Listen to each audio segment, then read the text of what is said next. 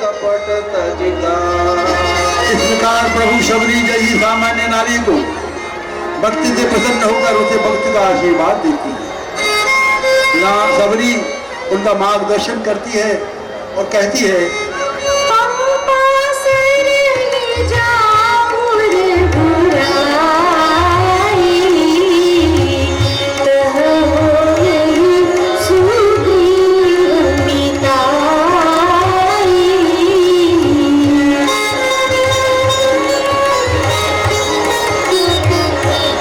लक्ष्मण प्रणाम करके आगे बढ़ते हैं। सभी दूर तक देख रहे हैं।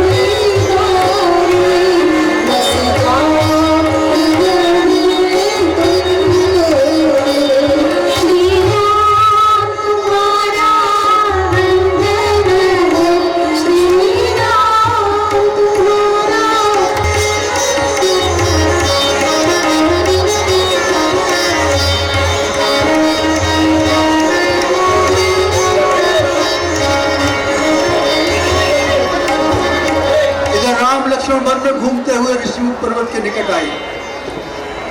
पंबा सरोवर के निकट जाते हैं। यहाँ बंदर लोग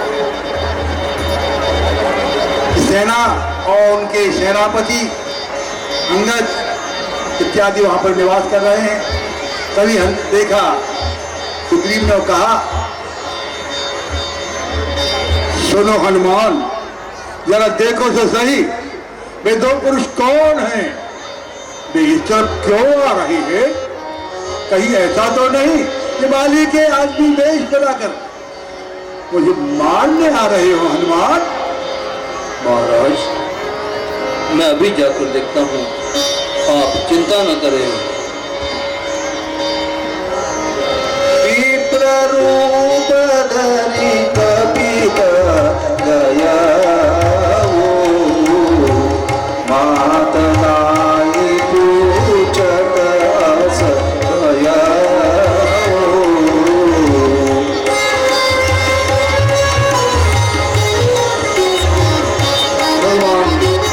ब्राह्मण का रूप धारण करके उन तपस्वियों से जाते हैं और पूछते हैं, हे तपस्वियों, आप दोनों कौन हैं और यहाँ इस वन में किस लिए आए हो?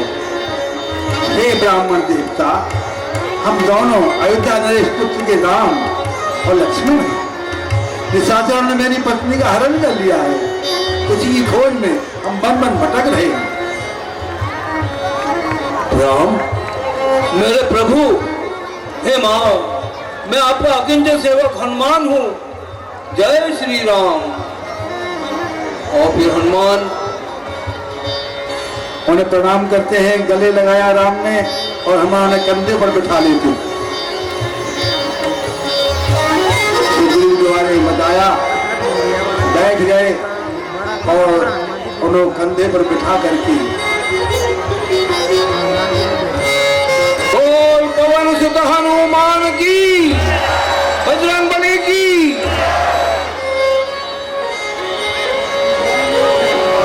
और इस प्रकार वह ऋषिमुख पर्वत पर हनुमान उन्हें ले जाते हैं कंधे पर बिठा करके। श्री राम और लक्ष्मण को उस गुफा में ले जाते हैं। सुग्रीव निवास कर रहा है।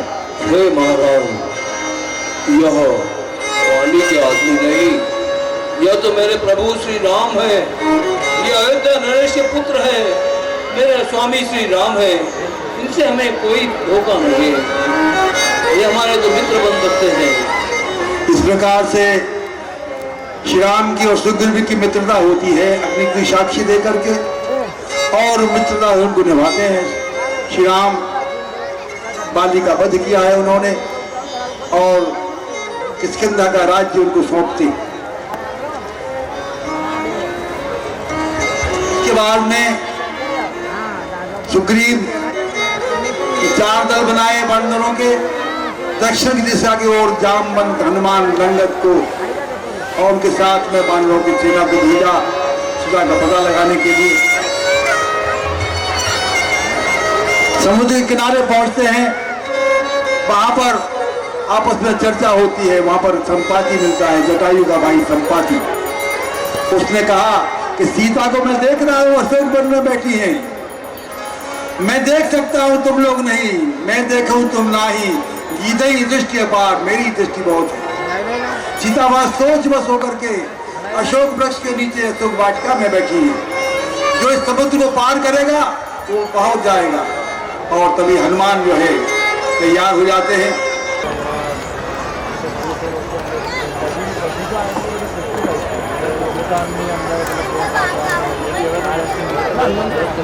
राम की अंगूठी देख करके सीता सोच हो जाती है, कौन आया इसको, कहाँ से आई, यह किसकी माया है। तभी हनुमान प्रकट होकर के राम राम राम राम सीता माई।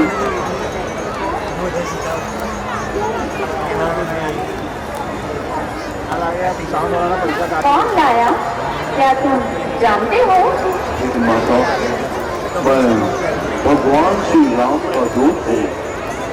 उन्होंने मुझे आपका पता लगाने हेतु भेजा है और विश्वास के लिए अपनी मुद्रिका दी है।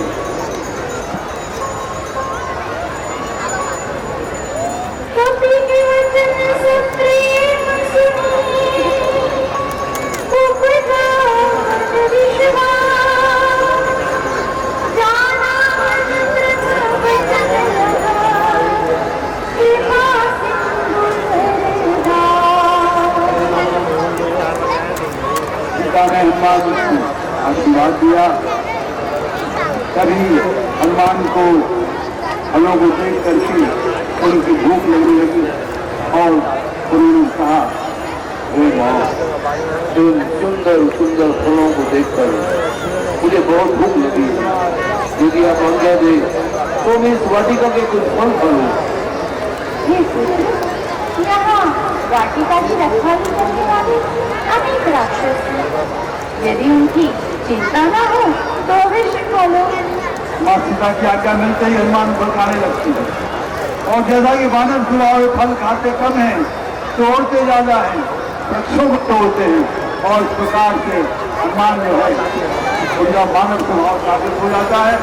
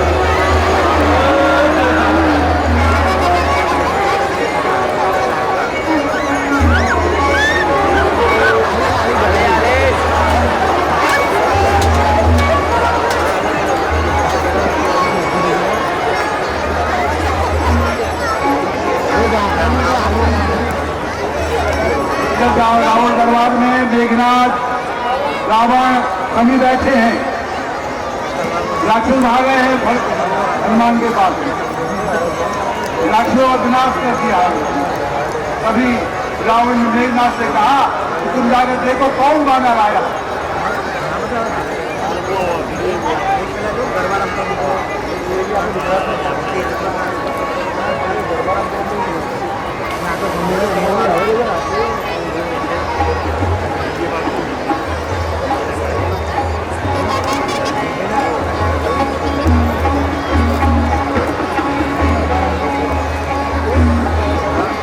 मेघनाथ कहता है, डाली डाली उछाल कर सिखलाते हो चाल, बंदी करता हूँ तुम्हें अपने लिए सवाल। मैं मेघनाथ कहलाता हूँ, पहले को सुना है, जीता है मैंने स्वर्गलोक, पद इंद्रजीत का पाया है। तभी मेघनाथ जो है हनुमान को मंदिर लाल के नागपास में मरे हुए राक्षसों को अपनी मायावी शक्ति से पीड़ित करता है और उनको बंदी बना करके दरबार में लेके आता है।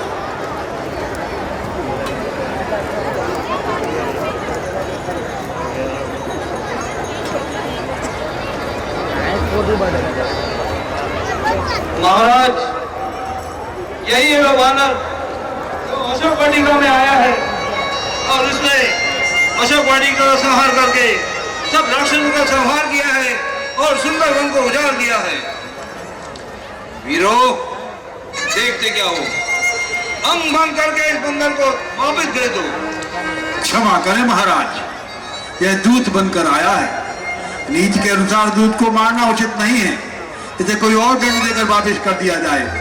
दूत को मारने से आज की गरिमा को क्षति पहुंचेगी महाराज। एक तो आपने परिस्थिति का हरण किया, अब दूत को मारने की बात करते हैं। यह अनीत है, अन्याय है। विभीषण, नीति अनीति तथा न्याय अन्याय मुझे मत सिखाओ। मेरे सामने बोलने की तुम्हारी यह हिम्मत कैसी हुई? विभीषण, मेरे राज्य में तुम्हारे जैसे कायर की जरूरत नहीं। चले जाओ मेरे सामने से।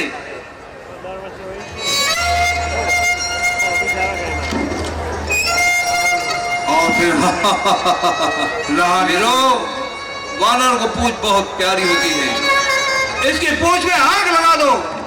तभी राक्षस इकट्ठे हुए वानर की पूंछ लगाने के लिए, तो उसमें नगर भर से कपड़ों को लपेटा गया। नगर बसन तेला तेल डाला गया, घी लगाया गया और उसके बाद में उनकी पूंछ में आग लगा दी। जल्दी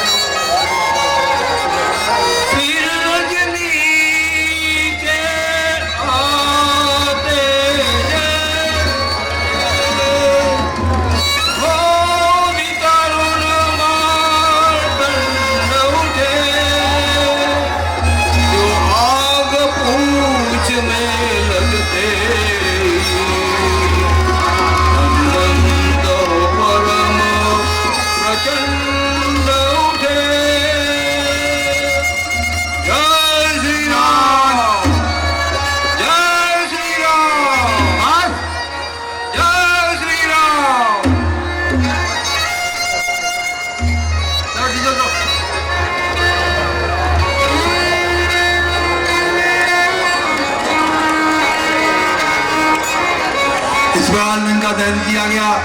लंका दहन के पश्चात में और लंका यहाँ रावण जो है सुमेर पर्वत पर ठहरे हैं।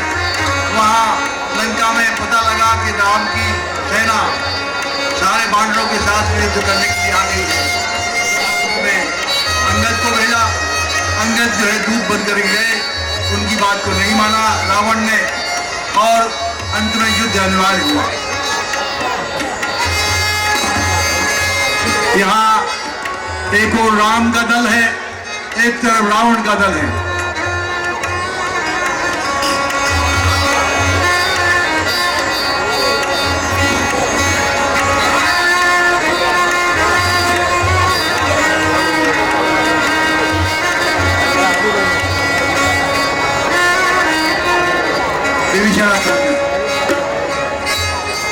विभीषण जो है श्री राम की शरण में आ जाता है। विभीषण आ रहे हैं, चलिए।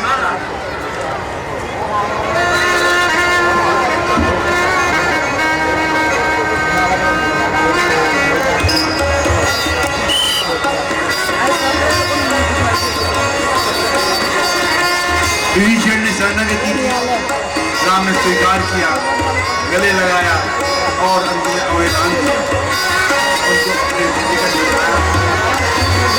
रावण ने यहाँ पर अपनी सेना तैयार की। वहाँ पर जो है कुंभकर्ण से लक्ष्मण मूर्छित होकर के रावण बहुत खुशी था, लेकिन लंका में पुतला बना रहा था। तभी एक कुंभकर्ण ने बताया कि लक्ष्मण अभी जीवित है। संजीवनी लेकर हनुमान आए, उनको जिंदा किया है। तभी रावण ने अपने बलशाली भाई कुंभकर्ण को जाना। सेनापति जाओ, भाई कुंभकर्ण को बुला लाओ। तभी कुंभकर्ण का प्रवेश होता है।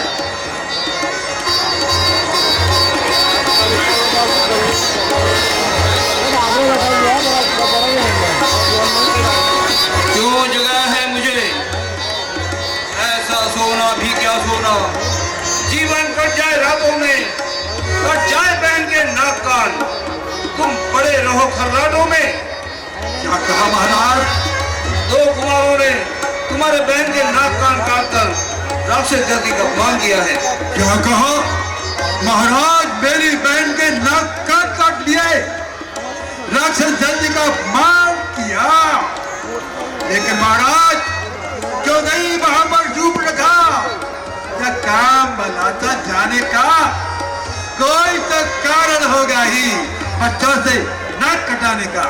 भाई कुंभकर्ण, अब बहस का समय नहीं है, तुम्हें रणभूमि जाना होगा और तुम्हारे बहन के अपमान का बदला लेना होगा। भाई कुंभकर्ण, मुझे तुम्हारे शक्ति पर पूरा विश्वास है, जाओ और उन मानवियों का संहार कर दो। आप निश्चिंत रहें भैया, यह चला कुंभकर्ण। कुंभकर्ण युद्ध की तरफ चल पड़ता है। यहाँ श्री राम स्वयं युद्ध करने के लिए आते हैं।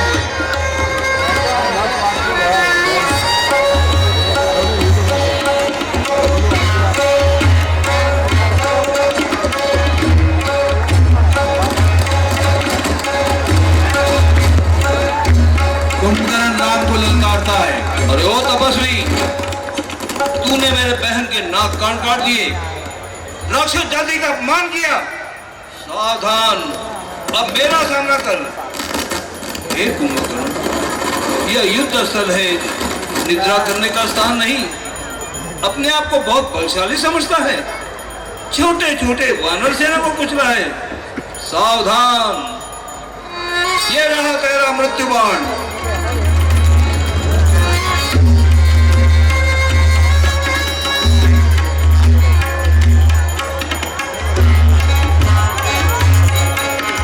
और राम यहाँ कुंभकर्ण का वध कर दिया।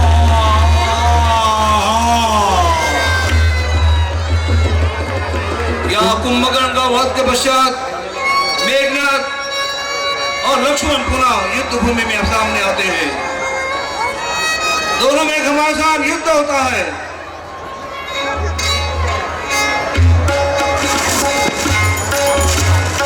लक्ष्मण और मेघनाद आमने सामने आते हैं।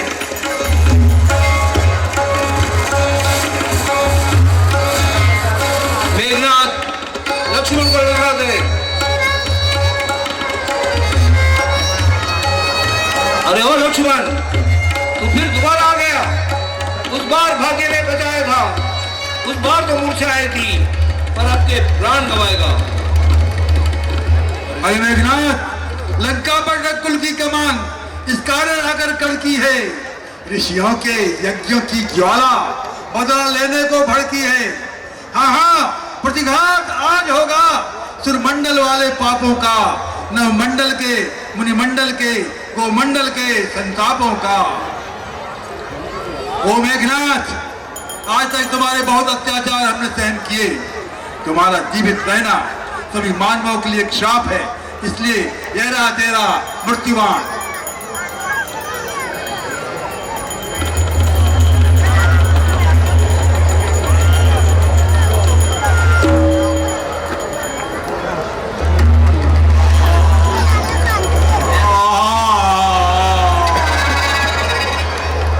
कुंभकर्ण में घननाद का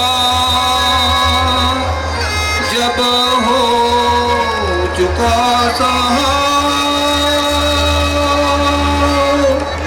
रावण लड़ने को हुआ स्वयं कभी तैयार। यहाँ राम वहाँ रावण दोनों युद्ध में आते हैं। रावण श्री राम को ललकारता है। अभी भी समय है राम, तुम वापस लौट जाओ। रावण से मुकाबला करने योग्य तुम नहीं हो। मेरा यश, मेरी वीरता सारा जगत जानता है। भले तुमने मेरे पुत्र तथा भाई का वध किया हो, लेकिन तुम मुझसे जीत नहीं सकते। हे रावण, तुम्हारी सारी प्रभुता जैसा तुम कहते हो बिल्कुल सच है। शूरवीर कहते नहीं, करके दिखाते हैं। हे दशानन, तूने धर्म की मर्यादा भंग करके अपने घमंड के कारण वैदेही के रूप में आज स्वयं अपनी मृत्यु को आमंत्रण दिया है।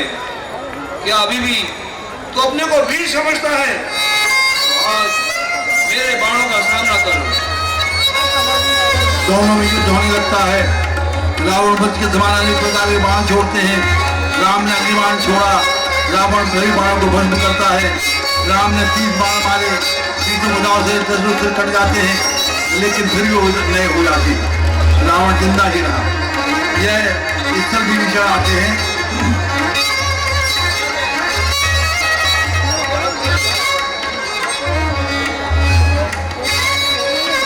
लगता है विभीषण तुम कुछ कहना चाहते हो। जी हाँ प्रभु, मैं दशानंद के मृत्यु का रहस्य जानता हूँ। प्रभु, ये शिव जी का अनन्य भक्त है। शिव जी का इसे वरदान प्राप्त है। जब तक इसके नाभि कुंड का अमृत नष्ट नहीं होगा, तब तक इसका मरना संभव नहीं है। इसलिए हे प्रभु, इसके नाभि कुंड पर प्रहार करो तो इसकी मृत्यु निश्चित होगी। ठीक है विभीषण, ऐसा ही होगा।